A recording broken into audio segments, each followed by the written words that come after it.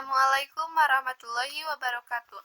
Perkenalkan, nama saya Cindy Diani, saya dari kelas 12 MIPA 3. Di sini saya akan membahas sedikit materi kimia, yaitu mengenai unsur alkali dan alkali tanah. Nah, di sini saya akan membahas tentang unsur apa sajakah yang termasuk unsur alkali dan juga unsur alkali tanah, dan sifat fisis dan kimia pada unsur alkali dan unsur alkali tanah.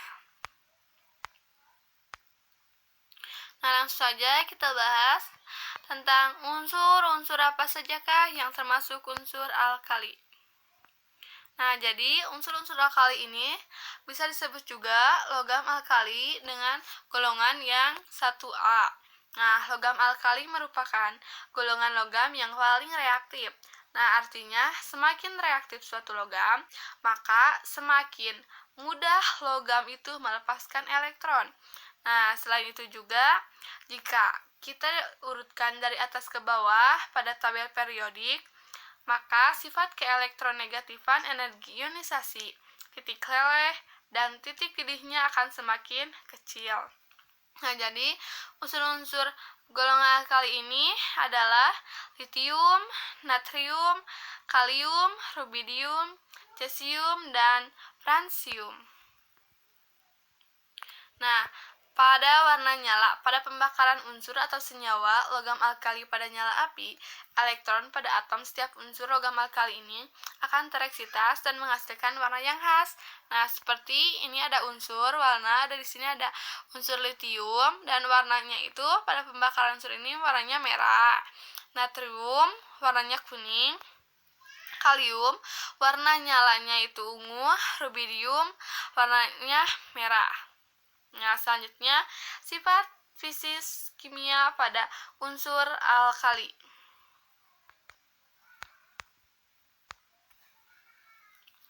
Nah, sifat-sifat logam alkali. Di sini ada tabel sifat. Di sini isinya ada nomor atom, konfigurasi elektron, jari-jari atom, jari-jari ion, keelektronegatifan, energi ionisasi pertama, titik leleh dan titik didih, densitas, potensial reduksi standar, kekerasan, dan daya hantar listrik relatif. Nah, contohnya di sini ada litium, nomor atomnya 3, terus ada ini natrium 11, ada kalium 19, rubidium 37, dan cesium ada 55. Nah, sifat fisik dan sifat kimia. Nah, sifat fisik, titik didih dan kekerasan logam alkali ini tergolong relatif rendah dari Li ke Fr. Titik leleh, titik didih, dan daya hantar listrik dan panas semakin menurun. Tadi sudah dilihat ya pada tabel sebelumnya. Nah, kecuali daya hantar listrik dan panas pada logam Na dan K justru bertambah. Hal ini terkait dengan ikatan logam pada logam alkali. Nah, maka semakin banyak elektron yang terlibat pada pembentukan ikatan logam, semakin kuat ikatan. Semakin besar jari-jari atom, semakin lemah ikatan. Pada atom Na dan K, elektron cenderung lebih mudah bergerak bebas.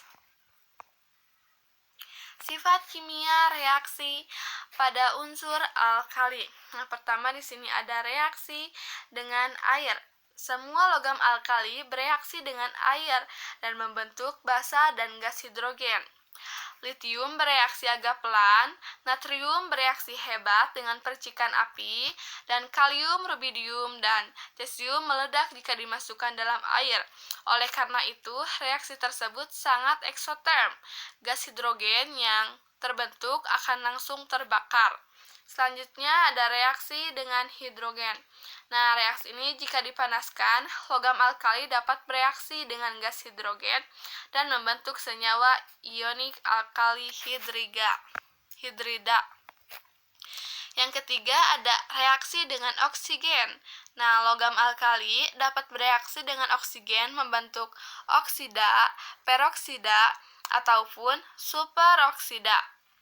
Dalam jumlah oksigen yang terbatas, umumnya terbentuk oksida. Namun, jika oksigennya itu berlebihan, maka natrium dapat membentuk peroksida, dan sedangkan kalium, rubidium, dan cesium dapat membentuk superoksida. Nah, yang terakhir ada reaksi dengan halogen. Nah, logam alkali ini bereaksi dengan halogen F2, Cl2, Br2, dan L2. Nah, membentuk senyawa garam halida. Nah, sifat atomik. Jadi, konfigurasi elektron valensi logam alkali adalah Ne1. Oleh karena itu, atom logam alkali cenderung mudah melepaskan sebuah elektron, membentuk ion bermuatan +1 dengan konfigurasi elektron stabil gas mulia. Hal tersebut juga dapat dilihat dari energi ionisasinya yang relatif rendah. Nah, secara umum, keteraturan sifat dari litium ke fransium yaitu jari-jari atom bertambah, lalu energi ionisasinya berkurang. Nah, sedangkan keelektronegatifannya berkurang dan nilai bilangan oksidasi +1 pada keadaan paling stabil. Nah, yang ketiga ada unsur-unsur alkali tanah. Maaf ya, Bu. Nah, unsur-unsur pada alkali tanah ini disebut juga ada pada golongan 2A. Nah, logam alkali tanah ini merujuk pada unsur-unsur yang berada pada golongan 2A. Nah, jadi apa saja sih? Nah, ada berilium, ada magnesium, ada kalsium, strontium, barium, dan radium.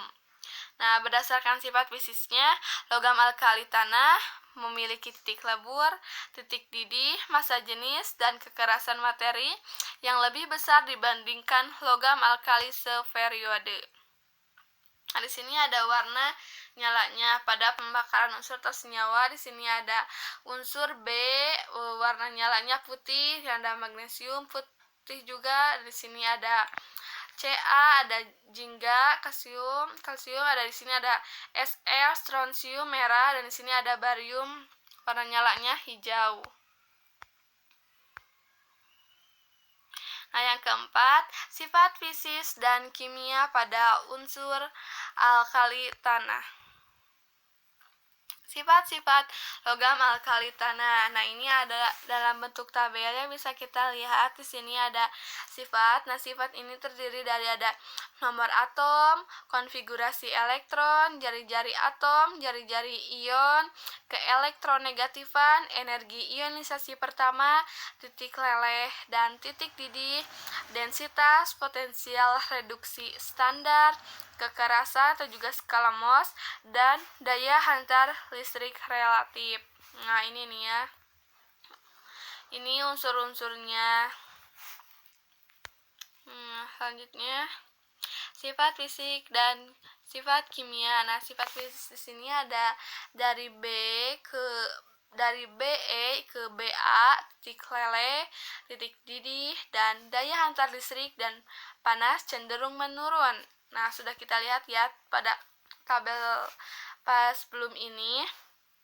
Nah, jika dibandingkan dengan logam alkali seperiode, nah titik leleh dan sifat-sifat fisik lainnya seperti rapatan dan kekerasan dari logam alkali tanah ini lebih besar. Nah, sedangkan pada sifat kimia logam alkali tanah hampir sama dengan logam alkali. Tetapi logam alkali tanah ini tidak sereaktif logam alkali seperiode. Nah, kereaktifan logam alkali tanah ini meningkat dari Be ke Ba. Nilai potensial standar logam alkali tanah menunjukkan bahwa logam alkali tanah merupakan reduktor yang cukup kuat, bahkan Ca, Sr, dan Ba mempunyai daya reduksi yang lebih kuat dari Na atau juga natrium. Sifat kimia, reaksi unsur alkali tanah. Yang pertama di sini ada reaksi dengan air. Nah, reaksi dengan air ini Ca, Sr, dan Ba bereaksi dengan air membentuk basa dan gas hidrogen. Magnesium bereaksi sangat lambat dengan air dingin dan berilium tidak bereaksi dengan air. Nah, ini reaksinya, persamaan reaksinya. Nah, selanjutnya di sini ada reaksi dengan hidrogen. Nah, jika dipanaskan, logam alkali tanah dapat bereaksi dengan gas hidrogen, membentuk senyawa ionik alkali hidrida. Nah, ini ada persamaan reaksinya. Nah, yang ketiga ada reaksi dengan halogen. Logam alkali tanah ini bereaksi dengan halogen, lalu akan membentuk senyawa garam halida. Nah, di sini ada persamaan reaksinya. Dan yang terakhir ada reaksi dengan udara. Jika dipanaskan, logam alkali tanah ini dapat bereaksi dengan nitrogen dan oksigen di udara sehingga membentuk nitrida dan oksida. Nah, ini juga sama ada reaksinya. Nah, sifat atomik. Jadi, konfigurasi elektron valensi logam alkali tanah adalah Ns2.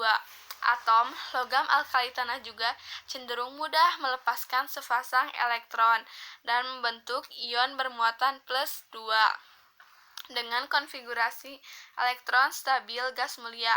Namun, energi ionisasinya lebih tinggi daripada logam alkali. Karena apa? Karena jari-jari atomnya pun lebih kecil dari elektron valensinya lebih banyak.